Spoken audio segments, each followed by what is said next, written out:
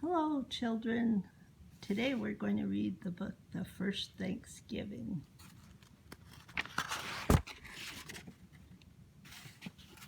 It's like some cute pilgrim children with the Indians.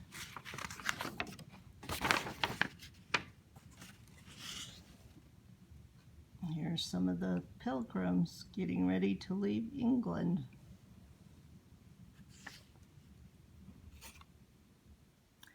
On a bright September day in 1620, the pilgrims said goodbye to family and friends.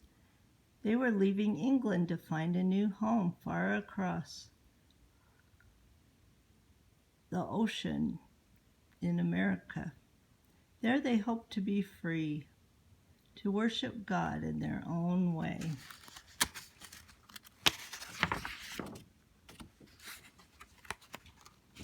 The voyage was long and stormy.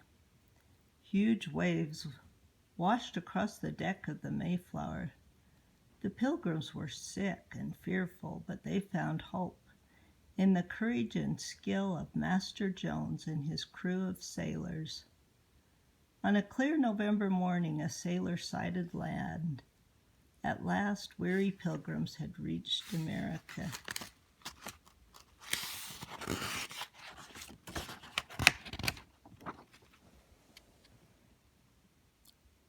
Winter had begun, and the pilgrims needed homes. They were eager to go ashore to begin building. On land, they found cleared fields and a deep green forest that grew to the edge of the sea. They cut down huge trees to make into beams.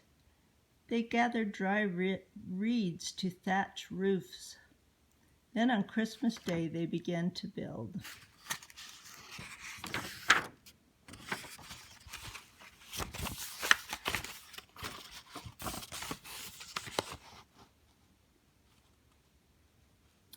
Outside, all was white with frost and snow, but inside each house a fire burned.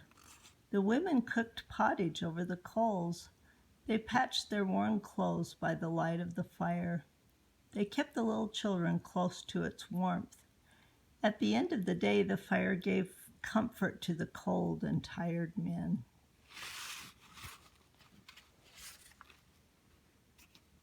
There they are, cooking and making food, what they had, which wasn't very much.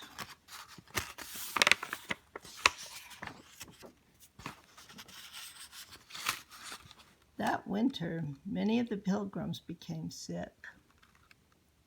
Some of them died. Those who could cared for the others. They prayed to God for help. Then in March, they had a surprise. What is it? Indians came to offer friendship. The pilgrim leader and the native chief met. They feasted and talked. Then they made a promise to help each other.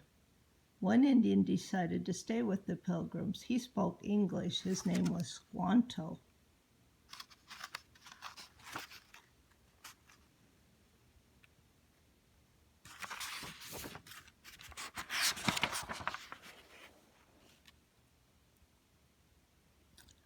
Spring had come. It was time to plant. The pilgrims planted peas and barley that they brought from England, but they knew nothing of growing Indian corn.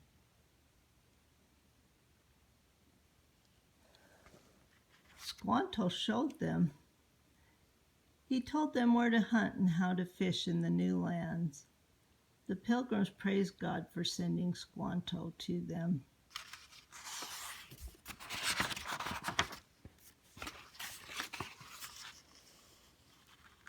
The forest had many things the pilgrims needed. It gave them wood for their homes and fires. It had deer and nuts and berries.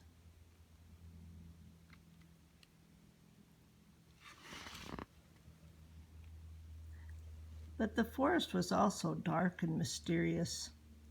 At night, the pilgrims could hear the howling of wolves. One summer day, young John Billington went berry picking, but he strayed too far from a forest path and lost his way. That must be John going berry picking over on the right.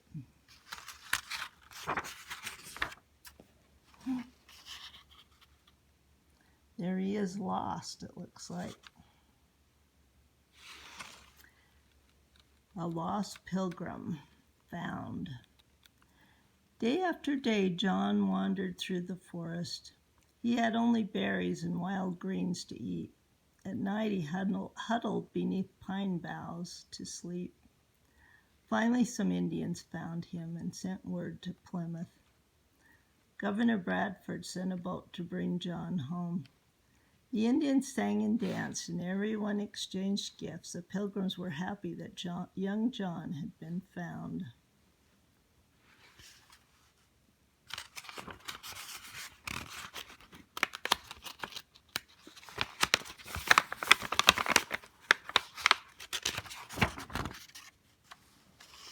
The harvest. The green leaves of summer turned to red and gold. The corn grew tall.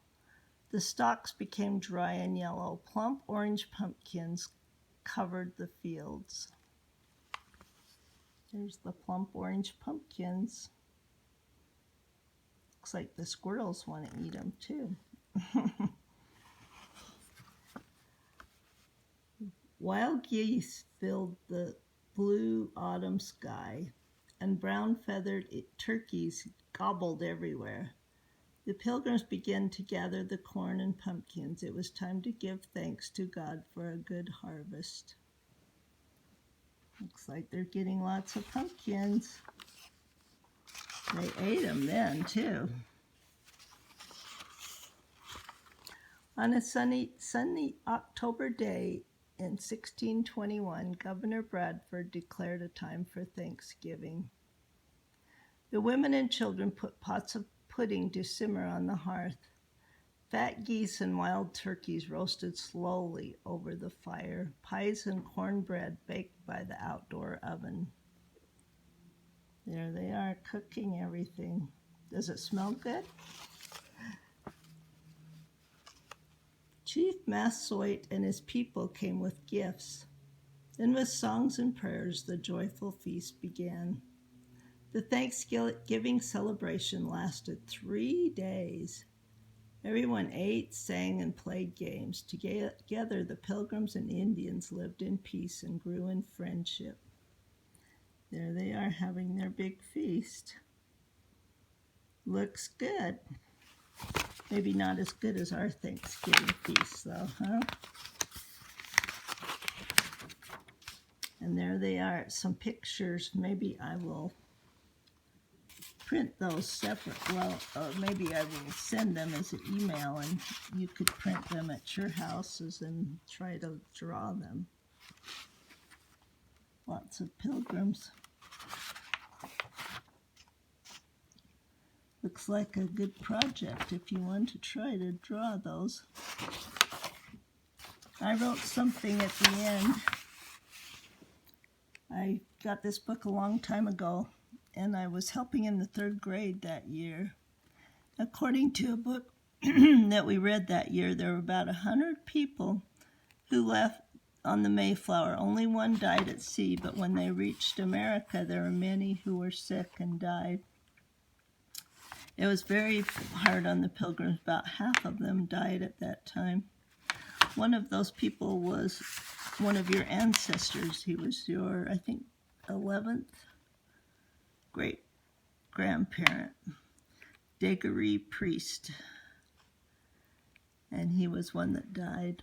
I wrote, they were very good people who were willing to sacrifice greatly to come here and have a place where they could worship as they wanted to in freedom and peace. Daguerre Priest, he died, but his family lived, so you're a descendant. And there's a turkey you could draw too, so I'll send that. Hope you all have a happy Thanksgiving. We love you. Bye.